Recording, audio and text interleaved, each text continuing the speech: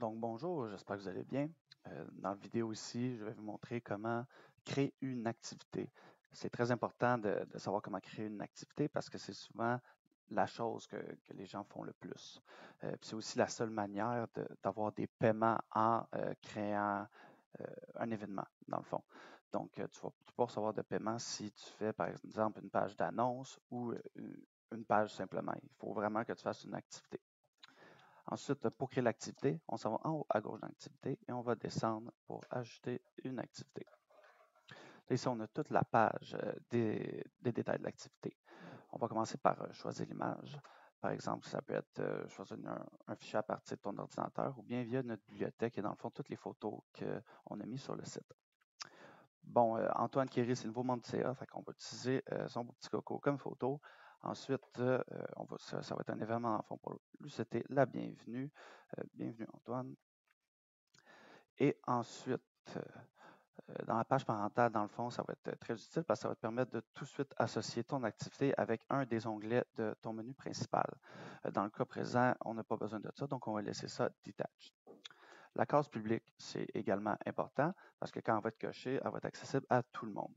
Ce que tu ne veux pas nécessairement, avant d'avoir fait tes inscriptions, d'avoir revu le tout, histoire de t'assurer qu'il n'y ait pas d'erreur. On va pouvoir revenir à ça plus tard. Ensuite, le sport, bon, on va prendre l'Ultimate, mais il y a pas mal d'autres choses aussi. Ensuite, le type, bon, ça va des essais libres à tournois, à ligue, jusqu'à pratique, qu'on va utiliser pour les clubs locaux, par exemple. Ensuite, les dates. C'est possible de mettre une date unique. Si par exemple tu as un tournoi ou des essais libres, comme c'est possible de mettre une intervalle. Par exemple, le 15 juin jusqu'au, disons, jusqu'en août. Pourquoi pas? On va pratiquer jusqu'en août, jusqu'au 17 août. La localisation. Ça va permettre de dire dans le fond aux gens quand ils vont sur la page de l'événement, ça va être où, simplement. Donc, on va souhaiter la bienvenue à Antoine au parc Henri-Julien.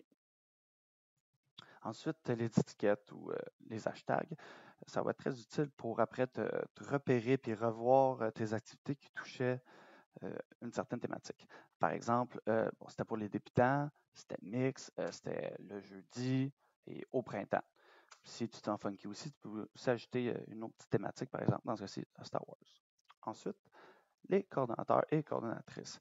Encore une fois, ça va être particulièrement important parce que ça va être ces personnes-là qui vont pouvoir faire un horaire, ajouter des informations sur l'événement, jouer avec les paramètres d'inscription et recevoir des courriels des membres, dans le fond, quand ils ont une question, puis nous contactent directement via le site.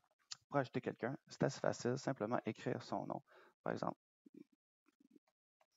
on va y aller avec Christian Dauteuil, qui est notre DG. Dès que je vais cliquer sur ajouter une activité, les deux, on va recevoir un courriel nous disant bonjour, vous avez été mis admin de X activité. Donc, c'est super clair à ce niveau-là. Bon, pour le moment, on ne va pas trop le déranger. On va fermer ça et on va cliquer sur ajouter une activité. Donc voilà, ça c'est super simple. Ton activité est créée, ton événement est encore caché. Si tu veux aller cocher ensuite la case publique, ça va être en cliquant sur Edit Event ici ou en allant simplement sur Activité. Tu vas aussi pouvoir mettre tes informations. Par exemple, bon, c'est quoi ton prix? Est-ce qu'il y a des détails particuliers ou informations plus spéciales à mettre dans Set Event Overview qui va te permettre, c'est ça, d'écrire tous tes détails.